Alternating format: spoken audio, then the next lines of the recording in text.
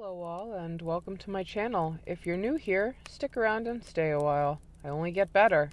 My name is Ashley Robin and I'm an aspiring artist by day and an aspiring YouTuber by night. I don't feel like I fully am much of anything yet, but I have big dreams and I'm chasing them because my life up till this point has been one traumatic event after the next, and at the age of 32, I think I'm finally ready to be who I've always been meant to be. So here I am, talking to myself about true crime, hoping my fellow weirdos see my bat signal and come make me feel like less of a weirdo myself for doing this. This is True Crime Time Hop, episode 16. Warning, the following content may be disturbing to some audiences. If you're triggered by talk of animal abuse, poverty, violence, murder, etc., please exit this video now and prioritize your mental health. Viewer discretion is advised. Charles Raymond Starkweather was born on November 24, 1938, to parents Guy and Helen Starkweather in Lincoln, Nebraska. At the time of his upbringing, his family was in poverty, still gripped by the Great Depression. He and his 6 siblings were raised to be kind, well-behaved members of society. Charlie didn't do great in school because he had undiagnosed nearsightedness. He was often picked on for being short and bow-legged, as well as for his speech impediment. He was great at gymnastics, which kept him fit enough to defend himself, so he was known for his toughness as well. Starkweather was a loyal James Dean fanatic. He did his hair and dressed to imitate his idol. He identified with the actor's teenage rebel without a cause persona, as he felt trapped in a cycle of poverty in his small town. Because of his low marks in school, he dropped out at the age of 16 and began working as a laborer for a newspaper business. It was around that time that he became romantically invested in a similarly rebellious young girl who was only 13 at the time. Her name was Carol Ann Fugatti, and her youth gave Starkweather the feeling of being looked up to the way he looked up to James Dean. He reciprocated by treating her as an adult despite her being very much a child. Her family obviously was not for the two being involved, and his parents were just generally done with all of his rebellious nonsense, so they threw him out of the family home because he started having violent outbursts. This caused Fugatti to be even more of a central focus in his life. He left his job at the newspaper business for another low-paying job, but his mind festered in frustration at the injustice of it all. The impression that he was so trapped in his circumstances that he could never live comfortably or spoil his girlfriend the way he longed to. Just an aside here, as someone who grew up in a bit of poverty myself, I feel this in my soul. It's like, I took my kids to the rich neighborhood for trick-or-treat this past year, as very few apartments in our complex offer candy for it, and that was the next street over.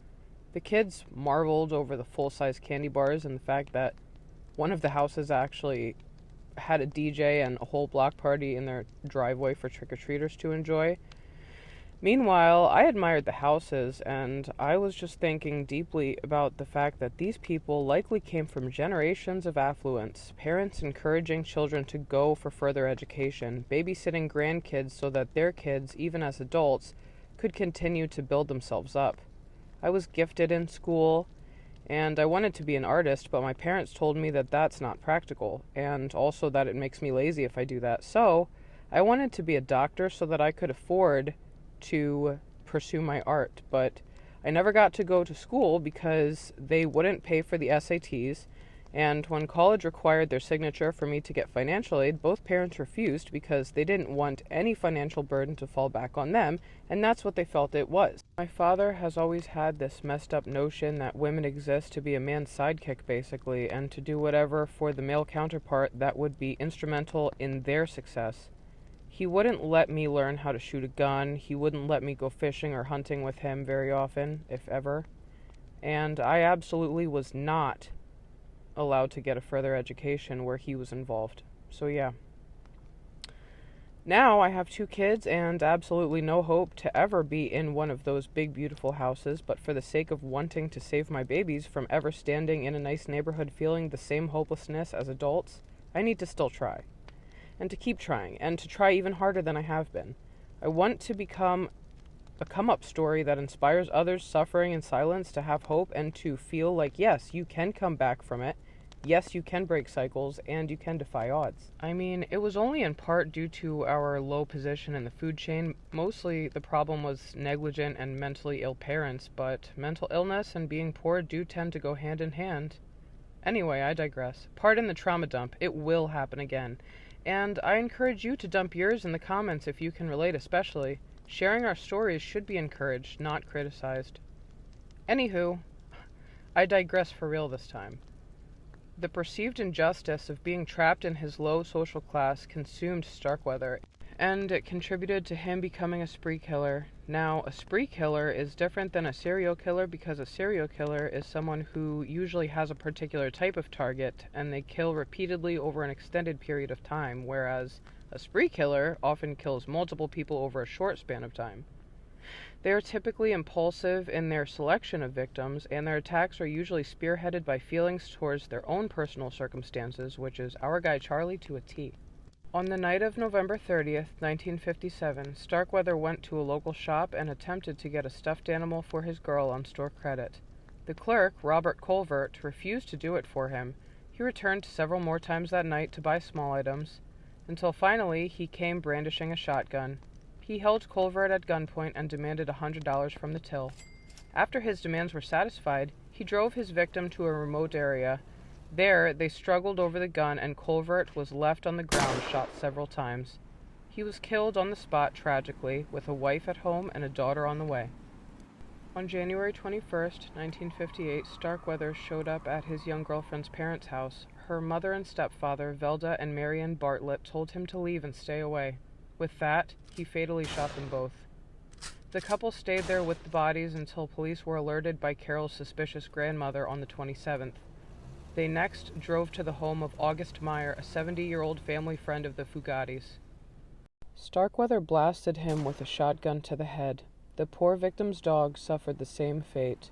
After that, they fled the area, and their car wound up getting stuck in the mud. A pair of teenagers that were passing, Robert Jensen, who was 17, and Carol King, who was 16, pulled over and offered them a ride. They accepted the offer for help, but Starkweather held them both at gunpoint as he instructed them to drive to an abandoned storm cellar. It was there that Jensen suffered a fatal gunshot to the back of his head. The assailant attempted to rape King, but was unsuccessful, and in his frustration he shot her to death as well. All the while, his girlfriend allegedly waited in the car. They stole the car the couple offered them a ride in earlier, and together they made their way to the wealthy part of Lincoln. There, they entered the home of C. Lauer Ward and his wife, Clara. The couple was not home, so in the meantime he busied himself by stabbing the maid, Ludmilla Fensel, to death, and then Starkweather broke the neck of the family dog so that it wouldn't alert them to the intruder's presence once they returned home. Clara arrived home first and was stabbed to death immediately. Her husband followed and was promptly shot in the head. The Bonnie and Clyde wannabes then filled the Ward's black 56 Packard with stolen jewelry and left the state. There was a public outcry in the community when the Wards were discovered deceased. Starkweather and Fugatti were forced to abandon their stolen car because it was made public that they fled in it. In their search for another method of transportation, they encountered a man sleeping in his car on the side of the road. Merle Collision was roused awake but was instantly shot for his Buick. When the killer attempted to drive off in the Buick, he was met with an unforeseen challenge. The car employed a parking brake, which he had no experience with. As he attempted to flee the scene, he stalled the engine like a total noob. Geologist Joe Sprinkle saw them struggling and stopped to render aid, but he was greeted with a rifle in his face. The two were soon engaged in a physical altercation, during which Sheriff's Deputy William Romer arrived on the scene. Fugatti ran to him saying, "It's Starkweather, he's going to kill me!" That's my maiden in distress impression. Anyway, Starkweather drove off and wound up leading a high-speed police chase over 100 miles an hour. Sheriff Earl Heflin shot one round through the Buick's back windshield, which caused broken glass to cut the driver. He then pulled over and surrendered, fearing he would bleed to death. He was captured on this day, January 29th, in 1958. During the trial, Fugatti maintained that she was there as a hostage and that she was under the impression that if she was not cooperative, he would kill her family. She told them that she was unaware at the time that her family was already dead. At first, Starkweather testified a similar story, but he changed his testimony several times, and she was ultimately given a life sentence for her part as an accomplice. She was paroled in June of 1976. Charlie, on the other hand, was charged with the murder of Jensen, which was oddly the only one he was charged for. On May 23rd of 1958, he was handed down a death sentence.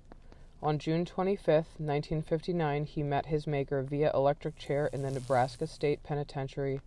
He was only 20 years old at the time of his death.